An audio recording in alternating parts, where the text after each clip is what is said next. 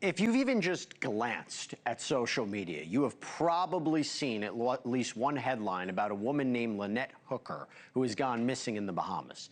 Now, Lynette's husband, Brian, says the pair were on their 8-foot dinghy. They headed from Hope Town back to Elbow Cay, where their sailboat was anchored, when these rough waters caused Lynette to fall overboard, taking the dinghy keys with her. Now, Brian says Lynette began to swim toward the sailboat, and as he battled the current with a single oar in this dinghy, they quickly lost sight of each other. And Brian says for hours he paddled and drifted until he washed ashore on a neighboring island at 4 in the morning, where he could finally get some help. Now, Brian has been placed under arrest in the Bahamas, where he's being held for questioning. Although, to be clear, he has not yet been charged with any crime. Here's the problem for Brian. The internet is already coming for him, especially after Lynette's daughter, Brian's stepdaughter, raised doubts about her stepfather's story.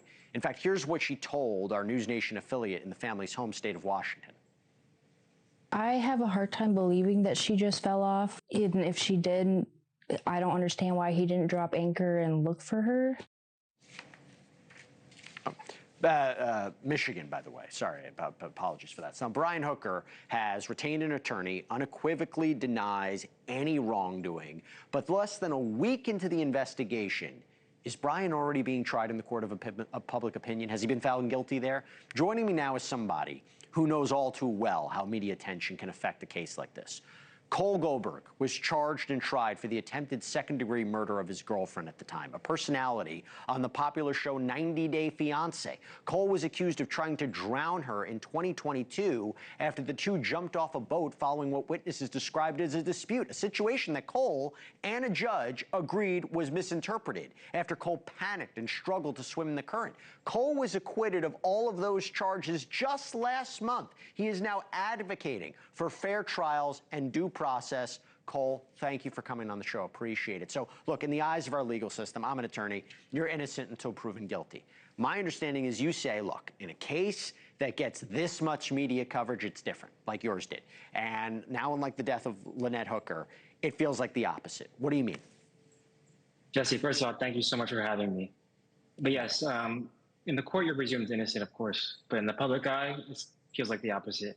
I mean, I personally went through it. The national headlines constantly going throughout. I mean, just walking around every day. People do have formulated opinions way too often, and the facts haven't came out yet way before. So the people that are online, and you have online sleuths, you have true crime discussion boards, they formed opinions. What do you say to them? I mean, the story can form long before the facts are fully known. At the end of the day, headlines don't determine guilt. Evidence does. And that was proven in a courtroom. What should he be expecting right now? What's his journey like? From right now, he hasn't even been charged, but he's getting this attention online. The word is he has been arrested. We'll see if he gets charged. But let's say it's ultimately determined that this was just a tragedy, a tragic accident. How does he ever overcome this? Is the stigma always there? What does his journey potentially look like? Right, and you're definitely always going to still have people that formulate those opinions. And it's unfortunate because people tend, in today's day, believe everything they read. But you just really have to stay patient and wait till the facts come out. Mine personally came out 4 years later, and I was able to tell the truth. But that's ultimately what I went through. I mean, I struggled those 4 years waiting with that public perception. It struggled to get jobs, find apartments, just everyday life, socializing. It was very difficult to walk around with everyone looking at me like I'm a monster. Has it changed? It's definitely changed a little bit. There's definitely people that are still on the fence. It's unfortunate for them, but I'm just glad the truth came out 4 years later. So what do you want to see a change be? I don't know if it's, I don't even know how you make a change, right? I don't know if it's a change in the law. I don't know if it's a change in social media activity. I mean, it's pretty, people can have any opinions they want. What would be a change that you see needs to be made as you're trying to advocate for something? I mean, I would say in high-profile cases, you have to consider all options. I personally went with a bench trial, so I didn't even have a jury. I was worried for specific reasons that they would be tainted. They would look up my name online. Issues like that. I don't know if they could possibly try to keep the defendant's name when they're writing articles out until actual evidence is proven. But there's definitely a hole that needs to be filled here. Cole, just so anybody who not familiar with your story or just joining us and they say, hey, listen, wait a second. Cole, you were acquitted. System worked for you. What are you complaining about? What do you say to them? It's not how it is, though. I mean, I walked around 4 years with everyone thinking I was guilty. I couldn't be a normal person. I had anxiety, sleepless nights.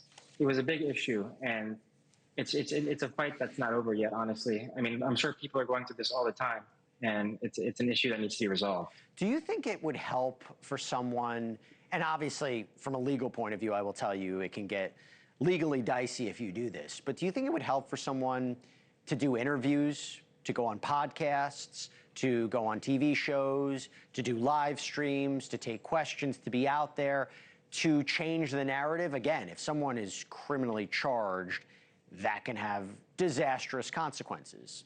R. Kelly is a prime example. But if you're dealing with somebody in, this position where, they were arrested, we don't know what's going to happen here. We'll see what happens. But do you think that's something you would advocate? I personally don't think it's a smart idea. I'd rather, no matter how long it takes, whether my situation was 4 years, the evidence and the facts will come out in court. But with today's media, everyone could just twist your words, and it could definitely come back to hurt you. But I would not recommend doing something like that. Just stay the course, keep your head up, maintain your innocence, and wait for your day in court to tell the truth. Do you think it hurts potentially getting a fair and impartial jury? I do think so. I mean, I know they're instructed to not look up your name outside of the courtroom or any articles or research, but I don't know. People tend to do it still. I mean, I've heard stories, and I personally was worried about that, and that's, again, part of the reason why I chose a bench trial. Yep. Well, listen, Cole Goldberg, I appreciate you taking the time. Congratulations on the acquittal. I'm wishing you the best of luck in your journey to try to, reverse the narrative that has been put forward about you. And we will see where this goes. But I really appreciate your perspective. Thanks for coming on. Thank you so much, Jesse. Appreciate it. Thank you for watching. Subscribe below and download our NewsNation app right now on your phone, and you will get fact-based, unbiased news for all Americans.